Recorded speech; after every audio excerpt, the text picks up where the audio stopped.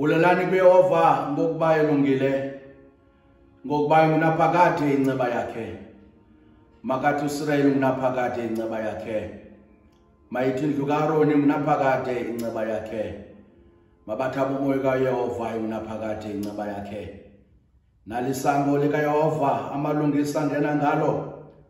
Ndiyabulela kuwe kuba undiphendule. Waba lusindiso kum. Ilitye abalelahle yabakhi laba inhloko yombumbiwo lembombo kuvela kuYehova kungumsebenzi obalulekileyo emehlweni ethu. Le mina yenzileyo Yehova masigcobe sivuye ngayo. Yehova camaku khawundisindise. Yehova camaku khawuhlangule. Makabongo lo uzayo osegameni likaYehova. Siyanisikelela nina abasendlini kaYehova. uYehova nguThixo usisikhanyiso. Baphelelani imibingelelo omthendeleko ngentambo kude kube semaphondweni zezibingelelo. UnguThixo wami yena ndiyakubulela kuwe. UnguThixo wami yena ndiyakuphakamisa. Bulelani kuYehova ukuba ilungile ngokuba ngunaphakade inceba yakhe. Mandithathe lithuba kusasa nje bangcwele. Ndinibulise kwindawo ngendawo enikuzo ngale mini ingcwele kaThixo. Lo ngumhla weSabatha uThixo awenzileyo wokuba simkhonze simnqule. Namhlanje ke ndinibulisa ngale nkonzo sihlangane kuyo apha yamahlamvu. Ndinibulisa nisemakhaya. Disithi bekunganduxolo nothando phakathi kwenu nemindeni yenu. Egameni ke likaYesu Kristu inhloko yebandla ndicela sithathe nje imizuzwana sabelane nani ngezwi ngale mini kaThixo. Nxa sikhumbula oko kwenziwa inkosi yethu uYesu Kristu xa yayingena eJerusalem, singene nathi ngale Palm Sunday. Siva uThixo ethetha nathi ukuba masenze intoni na. Masiqale ke ngokuthi sithi sonke Hosana kuye unyana kaDavide ukumkani kaIsrayeli. Makabongo lo uzayo egameni lenkosi. Hosana enyangweni nakuthi nam kwindawo enikuzo. Hosana kuye unyana kaDavide. Makabongo lo uzayo egameni lenkosi. Coba kunene ntombi enguZiyoni. Duma ntombi enguYerusalem. Uyabona ukumkani wakuza kuwe elilungisa enosindiswe nentobeko ekhwele esileni exhamnqweni etholeni lemazi esile. Ulawulo lwakhe luthabathele lwandle luse elwandle. Niyakuthi nam Hosana kuye unyana kaDavide. Makabongo lo uzayo egameni lenkosi. Inkosi ke mayibe nani. Niyakuthi nani ibe nomoya wakho kananjalo. Masibulele kuThixo oyinkosi yethu. Niyakuthi nani kufanelekile kwaye kulungile ukuba senyuse imibulelo nemibongo yethu kuThixo. Siyakudumisa, siyakubonga Yehova omikhosi yenze zenzo zakho zothando zokusindisa ihlabathi ngonyana wakho Yesu Kristu. Niyakuthi nani nisitsho nam ngale mini wangena eJerusalem engcwele wamkelwa njengokumkani zizihlwele zondlala ingubo zazo. Abanye baxhuzula amahlamvu emithini bawendlala. Abanye yenza ke ukuba lamahlamvu abe ngumqondiso oloyiso. Singa oku besikwenza ngawo kungayindlela esukwenzisa njenge Mesiya sihambe lo ndlela wayihambayo yobunzima. Nakuthi nam ngokufa nokuvuka kwakhe singena kuThixo ebukumkanini bakho ngoyise uKristu unyana wakho oyindlela elalwa kunye nawe nomoya ingcwele ngonaphakade. Masithandaze. Bawona amandla onke kunyaka ngamnye usinike lithuba apho sikhumbuza unyana wakho engena eJerusalem ejonge emnqamlezweni. Ngenxa yosindiso lwethu wathobeka kwade kwasekufeni komnqamlezo. Siyabulela wathi umthi ukuyisa wajika waba ngumthi wokuqhaqholi bakho. Siyabulela kuba ngaye usiphe umoya wentumelekelo ukuze simoyise ongendawo sikhule lubabalweni lwakho.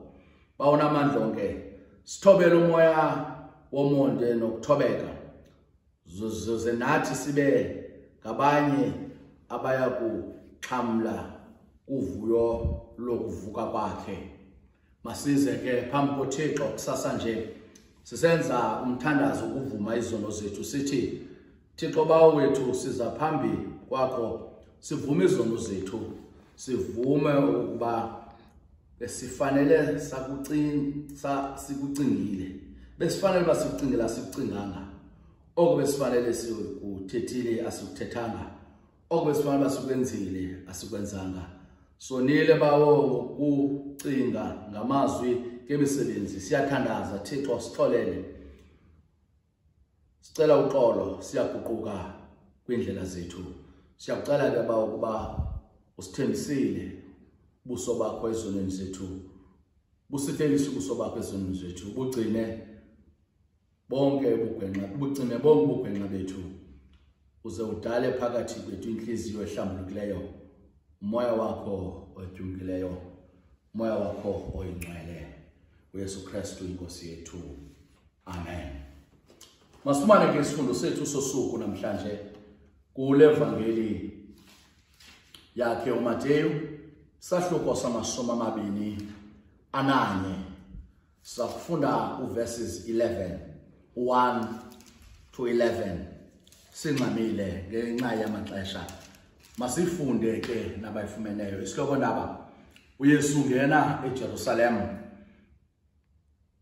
verse 1 kuthe ke nxa besondelayo eYerusalem befikile eBhetefage kwindaba yeminquma uYesu wesusa ababini abafundi esithi kubo yiyani emzaneni lo ukhangelene nani kwaoko nofumane esile libochelelwe linethole likhuleni lise kum nokuba kukho namnye othi abuze nto nokuthi yakufuneka enkosini othi ke omthumileyo ke kaloku okunene kwenzekile ukuze kuzalisekwe okwathethwa ngumprofeti sithi yithi kwintombi enguziyoni yabona ukumkani wakho uza kuwe nobulali ekhwele esileni lithole ke inkonyane lelo baya ke abafundi benza ngoko waye bamisele ngako balizisi esile nethole babeke ingubo phezu kwalo bamhlalisa phezu kwazo yathi ke inkoliso yazihlwele yazandlala ingubo zayo endleleni baye bexhuzula amasebe emthini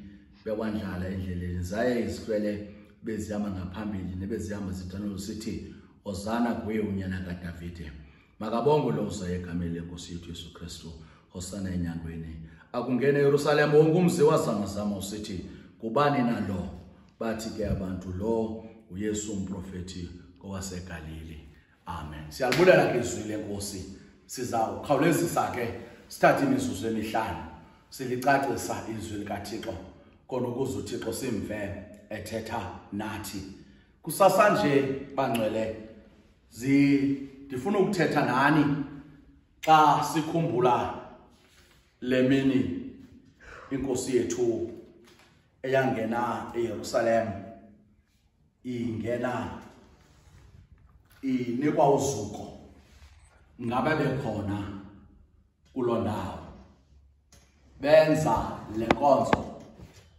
bayidumisa beyinika uzuko kule evangeli sifunde kuyo ngifuna sithathe sijonge njengemizuzwana embalwa ngenxa yethuba elingekhoyo bangcwele ekhayeni. Siyayazi ukuba silibandla likaKristu sonke minyaka le sikhumbula lendlela unyana kaThixo owangena ngayo eJerusalem ejonge emnqamlezweni ngenxa yokuza ehlabathini khona ukuze azokusindisa thina. eyona nto siyifundayo kule nkonzo yanamhlanje yimeko lo awayengena eyiyo xa wayengena eJerusalem ngokwesiprofeto esisifumana kule ncwadi kaZekariya isahluko sethoba komqolo wethoba.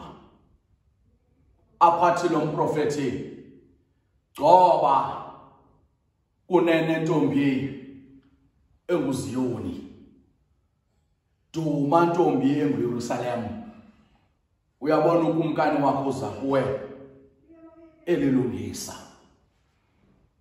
Bantakwethu, eyona nto esiyibonayo nesiyiqaphelayo kokungena kukaYesu eJerusalem, ungena ngelithuba izikumkani zelizwe nezikumkani ezazilawula ngelo xesha sele zingenile eJerusalem. Kodwa into esiyiqaphela, lo ukumkani wozuko lukaThixo ungena eJerusalem enomahluko nezinye ukumkani, ngoba lo ukumkani ungena pha esiza nobulungisa, ezisa ubulungisa obabunqabile ukube ezinye izikumkani zingabuqaphela. Le kumkani isizisa i-issues of justice, while izikumkani ezazikhona were not vocal on issues of justice. Okwesibini, lolu kumkani wayezisa usindiso kwaye futhi enentobeko. Bangcwele, lolu kumkani wayezisa usindiso esizisa intobeko ekhwele isileni. Izikumkani zela xesha zazinezinto ezihamba ngazo, zazixabisa uhamba ngamahashi, kuba mahashi yayisona sesinye sezixhobo esisetyenziswayo esiluphawu loba lona ukwizinga eliphezulu ebantwini. Kodwa leni kumkani yeza ngeesiki, yeza kuba inobulungisa, inosindisa, inentobeko. He came with humbleness and humility. Weza lo kumkani enentobeko. Ethi bangcwele, lonto kufanele ukuthi sazi ukuba thina silandela ikumkani enjalo, ikumkani emele ubulungisa, ikumkani eyazisa usindiso ebantwini, ukumkani eyasifundisa umzekelo wokuba kumele sibe nentobeko. Sibona lonto kule kumkani, kwaye iyacaca into yokuba yayize kwimfazwe kamoya, ngoba imfazwe kamoya ayisifuni isiphithiphithi. Imfazwe kamoya ifuna umuntu abe nomoya phansi khona ukuze akuve uThixo xa uthetha. Ndiba singafunda ngezi characters ezasikule kumkani. Ndicinga uba nokholo lwethu lungaphembelela abaninzi ekuyazini inkosi xa ezimpawu singaziphatha siziphile. Okunye ndifuna sikujonge kokungena kukaYesu eJerusalem. Koku kubhalwe ngulo mbhali kulo mqolo wokuqala kule veki likaMateyu apho Yesu uyalela abafundi bakhe ukuba bahambe baye emzaneni lo ukhangelene kufuphi nabo futhi uyayitshela into abazawufika khona uthi okweni zawufika kukhona dibaniseni nize nako kum futhi uyabalumkisa into yokuba ingakho imibuzo athi bikhona imibuzo zenithi liyafuneka enkosini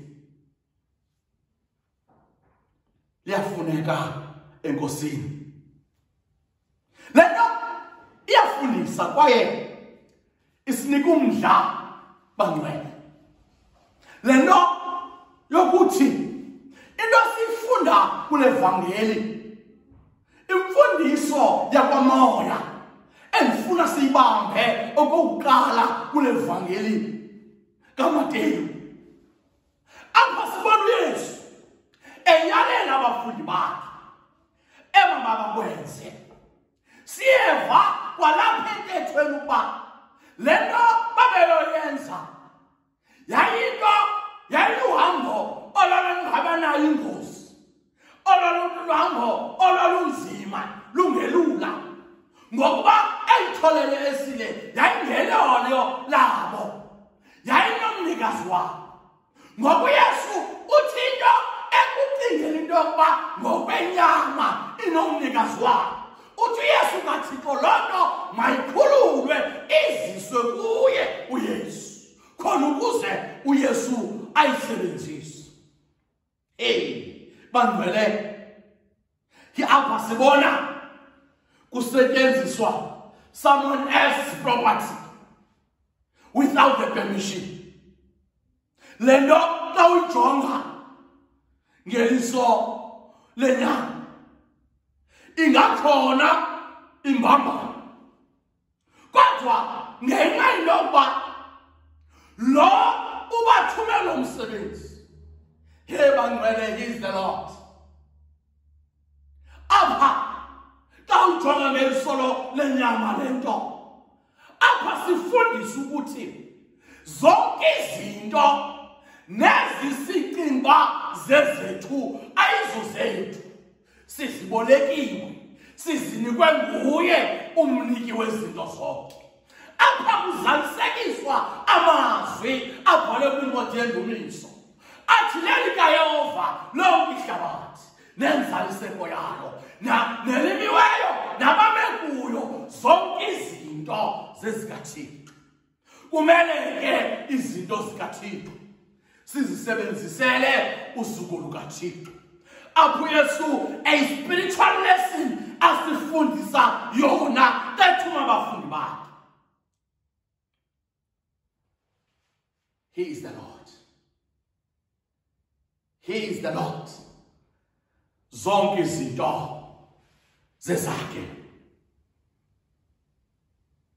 apho uYesu usibone kasinto ukuthi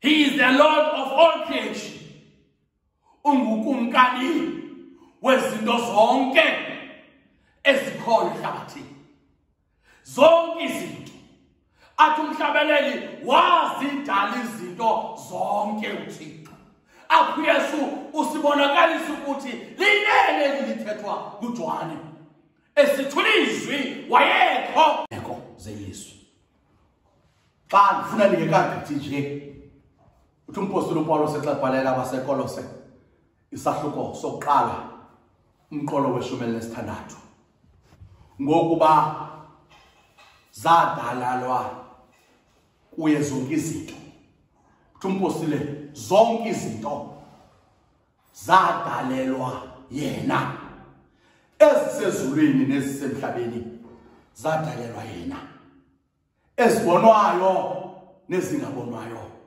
zadalelwa yena khona ukuze zenze uzuko lwakhe uThixo okwesibini endifuna sikujonge kweli bali kule instruction kule instruction bayinikwa nguyise ababafundi. Likhululeni nilizise kum. Apha sibona Yesu ready elungele ukuba aye eJerusalem. Ekweli esiki. Into elungele uYesu was to surrender himself. Wayelungele uba aye eJerusalem ayozinikela kubabingelela abakhulu nababhali khona ukuze bamtyakathe. Kodwa eyona nto ikakuba yayingekho eJerusalem yayivulo, ngoba kuyacaca uba nangabantu babesize eJerusalem ikhona nto yayibenza minyaka le basoloko besiza. Kodwa ngale nyaka that was going to be fulfilled. That promise. Esasithembiso sika Messiah ngoku sasawusasekiswa. Okubuya kwabantu eJerusalem ngoku kwakuzawuzalisekisa amadinga nesiprofeto. Ngoba iJerusalem into yayidinga ubulungisa bukaThixo. iJerusalem into yayidinga umuntu oza kuyisindisa. iJerusalem into yayidinga ikumkani enentobeko khona ukuze abantu bakaThixo ibatsalele kuyo bazokwazi ukuphila ubomi obungenasono. So le kumkani zayo yayisizisa into eyayidingwa sesisixeko. Hey, esisixeko sasidinga ubulungisa. Esisixeko sasidinga intsindiso. Esisixeko sasidinga intobeko. Bangcwele xa sikhumbula le ndlela uYesu ohamba ngayo. Where is your Jerusalem? Where is your own Jerusalem? Where you can serve the people of God with humbleness and humility. Ingaba wena iphe yakhe Jerusalem. Ngoba ubani nobani kumele identify esisixeko. Kodwa you cannot identify esisixeko seJerusalem without having these characters.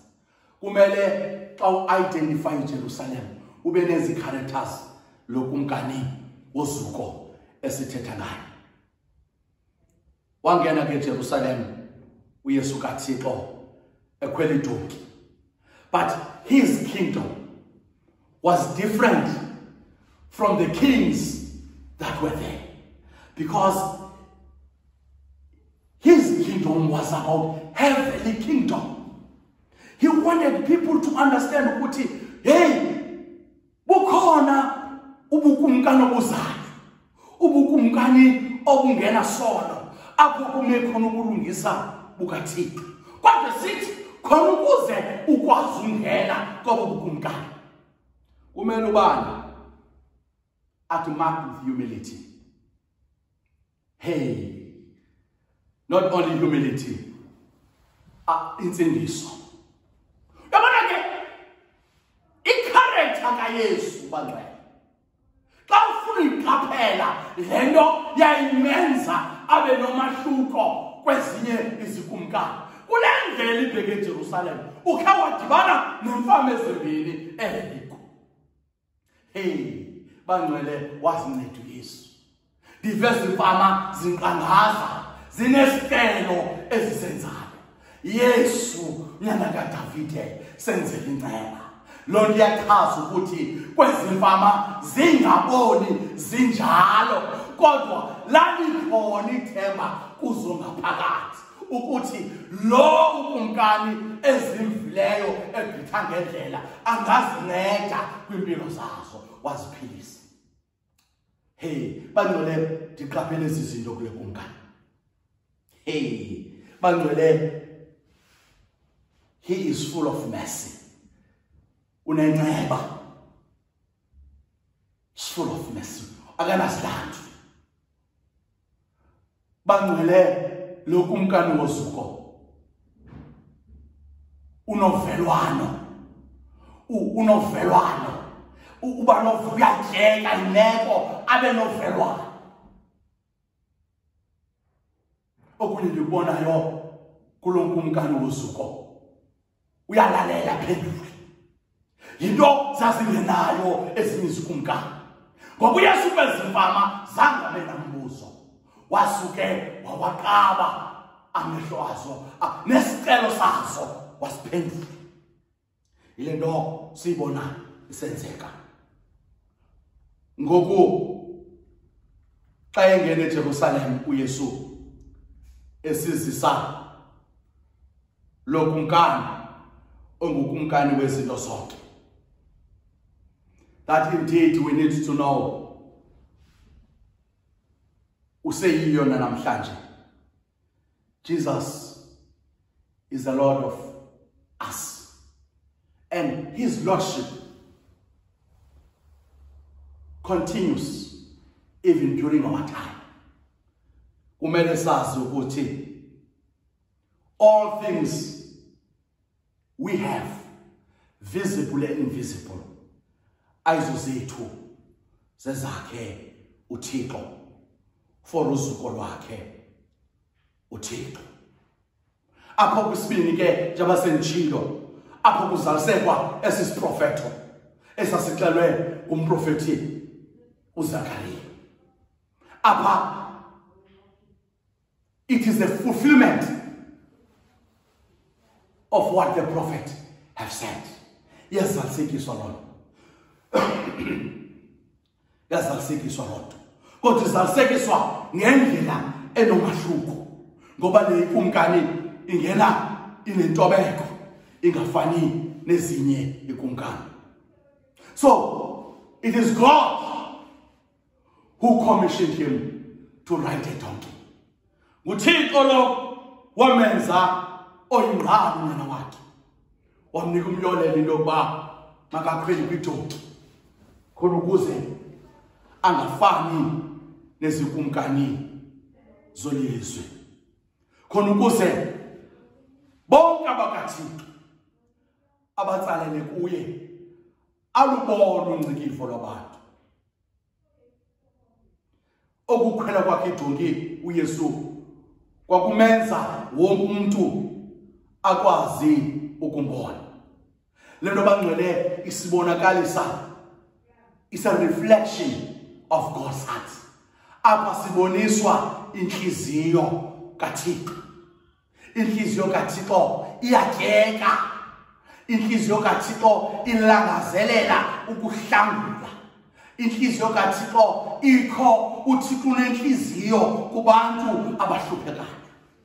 Ngoba uYesu apha when he came, it seems that everybody has been waiting for this king. Bangcwele ndifuna ukutsho ukuthi ukungena kwakhe le kumkani ekhwela idonki, he came khona ukuze anikele ngobomi bakhe. He came as a ransom esisipho esisiphiwe nguThixo khona ukuze ngegazi lakhe sezonyana nentombi. Okwesithathu endifuna sikuqaphele kulapho ku verse 6. Aba bafundi bahamba bayokwenza ngokomyolelo ebewukalelwe nguYesu. Nangona lento bakusifama bayenze yayingekho lula, but bayamkela. They took the command and the instruction and do as they were told to do. Benza ngoko lizwi lakhe uYesu. Kodwa ndiyacinga bangcwele lento yayingenokwenziwa nangubani. Lento yokuba usuke nibizelwe kuqala nibabili. Ndibona ukuthi a spiritual lesson to learn from this text. Into ukuthi abantu abanokuyenza lento people with obedient faith. Bayibonga inkosi. Abantu ebebenokuyenza lento. Ngabantu abanokholo, not ukholo nje, ukholo olu-obedient. Bayibonga inkosi. Ukholo olulawulwa ngokomoya. Nangelithuba sikulethe ngexesha elinzima. We must be obedient. Kwizikumkani zelizwe lethu nezirhulumente zelizwe. Asikwazi bangcwele ukuhlangana ngenxa yevirus ehlasela izwe lethu. Now, as Christians, njengamakholwa kumele njengabantwana bendlu yoqulo nokuthandaza, it is the time to show our obedient faith into the world. Ngiyacela kwindawo enikuzo, eminqubeni yenu, kwindawo enihlala kuzo, let us show the world this obedient faith. We must be obedient to what we have been told to do, to stay in our houses, to respect the laws of our country, so that abantwana bethu singabhubhi sizwe ngenxa yethu. Ngoba uYesu indeed would have chosen people. Nathi senze loo nto. Sakhetha uba kusinde imiphefumulo yabantu. Now, you cannot be obedient if you don't trust. Ababafundi, they were able to be obedient because they had trust. They had trust in the Lord. They have followed him. Hallelujah. They were obedient because you become a faithful obedience.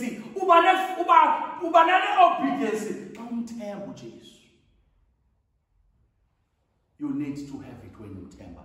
They trust him. Because they trust him, they obey him. Bathatha njengoba bebenzile.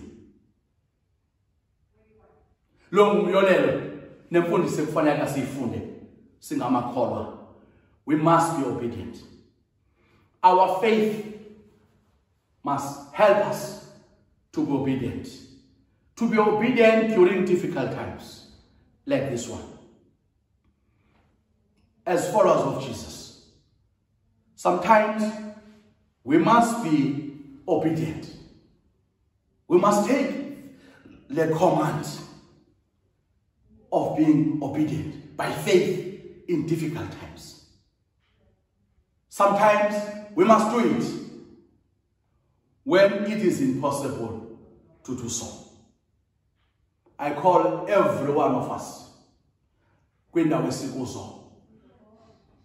to respect and obedient to what we have been told to do. Ngiyacela makholwa khona ukuze ngokwenza njalo ukholo lwethu lungalambathi.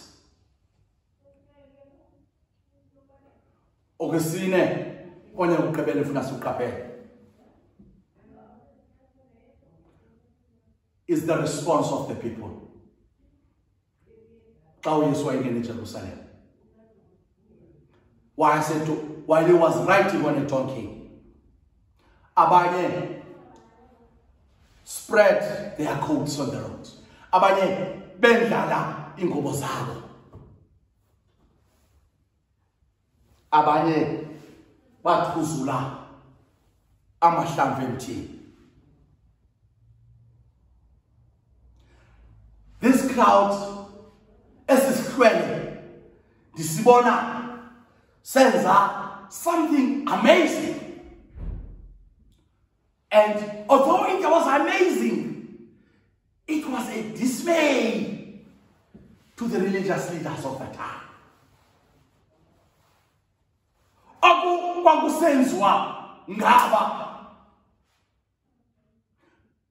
Indeed, it was amazing.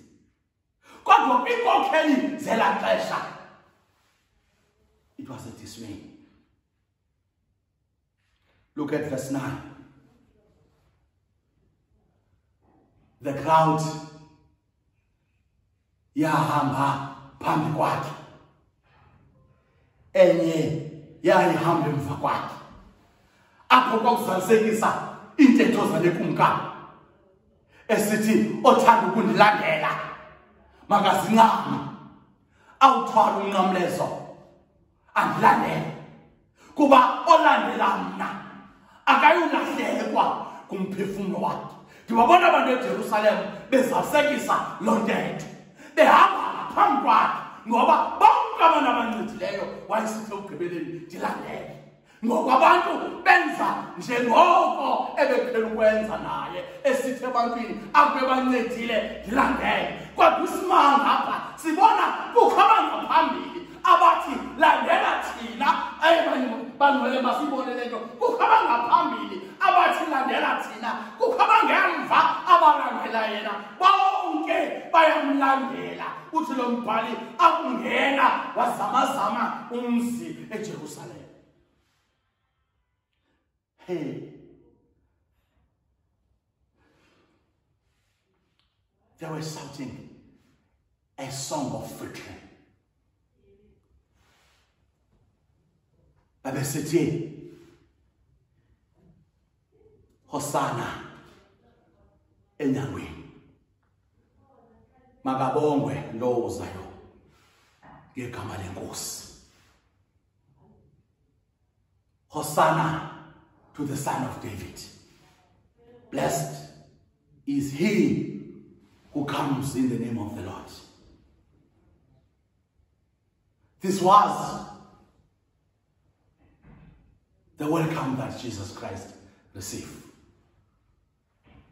Wafumana Yesu lento.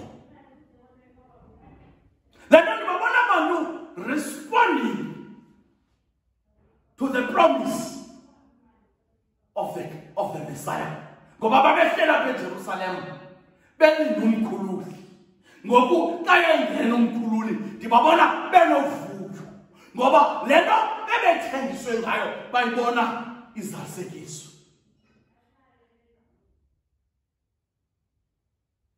Ndibona aba bantu bene desire.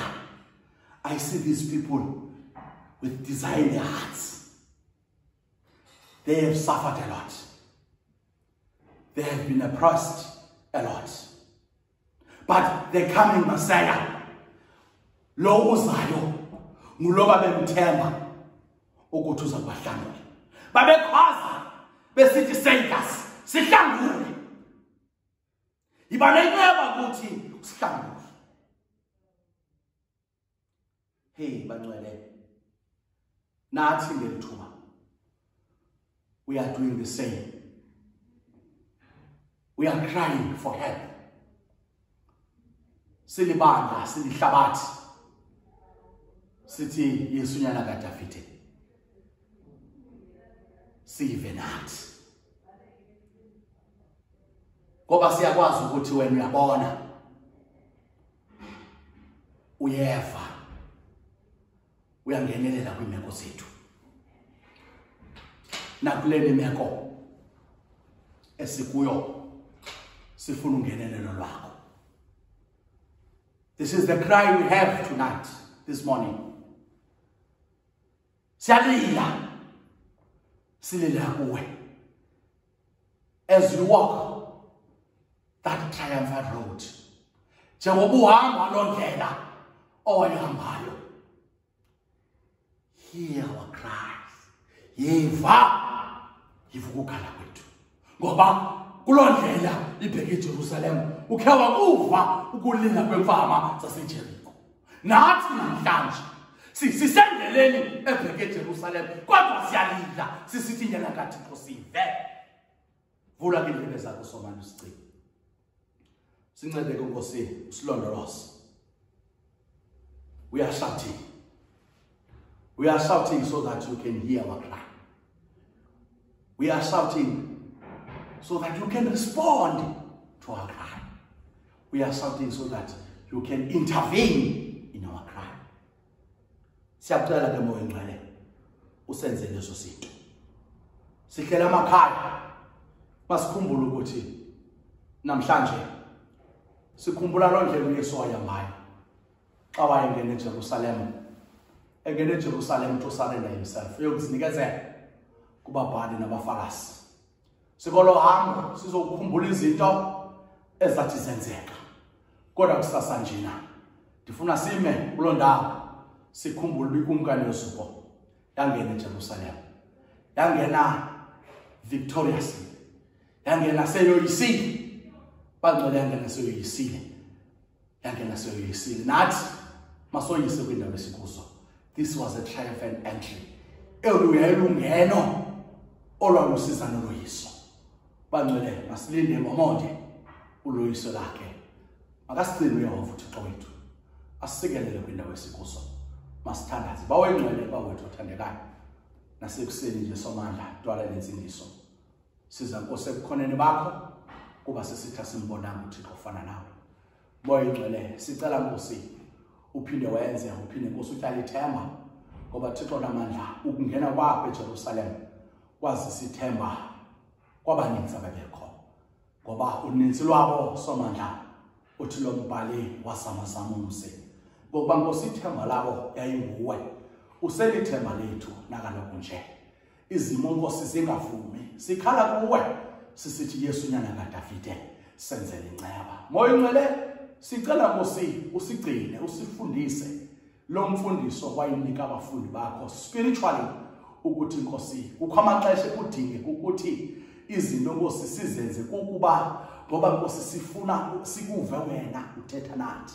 Moya ingcwele sifuna ukwenza okwathi uMaria osube kuthetha kwenzeni. Moya ingcwele sicela ngelixesha lesi sifo ngelixesha ilizwe linquphele ngelixesha abantu balakho balelayo. Moya ingcwele yiva Nkosi ukukhala kwabantu bakho. Yiva Nkosi ungenelele kwimikhaya ngamakhaya. Thixo mandla onke sichiza Nkosi igazi lakho kwindawo ngendawo sisithi Nkosi sithembe lona asinalo elinye ithemba. Moya ingcwele ngaphandle kwakho thatha indawo ucambalale dwala lensindiso msindisi waboni sisondela kuwe Nkosi. Akukhona linye Nkosi esilithethayo sicela wena moya ingcwele ukuthi ngelixesha ungasishiyi. Hlala Nkosi kwizikumkani zelizwe uhlale kwityalike yakho uhlale eminqubeni yethu. Thixo namandla onke makuthi Nkosi ngegazi lakho ungenelele kule ngxuba kaxaka ngoba Nkosi uthembekile. Ezi zinto sizicela ke siyazi ukuthi zonke izinto sizicela egameni lakho niyakuzenzela kuYesu Kristu Nkosi yethu. Amen. Bangcwele egameni lebandla lamahaba amanyanayo enumongameli walo nasegameni ebandla elika Kristu lonke liphela. Nami ndithi mandigqithisa amazwi kune kwindaweni kuzo. Ndisithi bangcwele masincede senze kangangoko sinako sizame ukucutha ukuhamba kwethu. Ndiyacela sizame ukuhlala ezindlini. Eli lithuba uThixo ekufanele sivume ukuthi ngokuhamba kwethu asizincedise iziphatha amandla. Masizame bangcwele khona ukuze ilizwe lingalimali. Masingeneke eluvukweni lenkosi siyithembe inkosi kona phakade. Amen. Kuthi kufefele Nkosi yethu Yesu Kristu uthando lukaThixo lungaphumla kusongo naphakade. Amen. Thank you Jesus.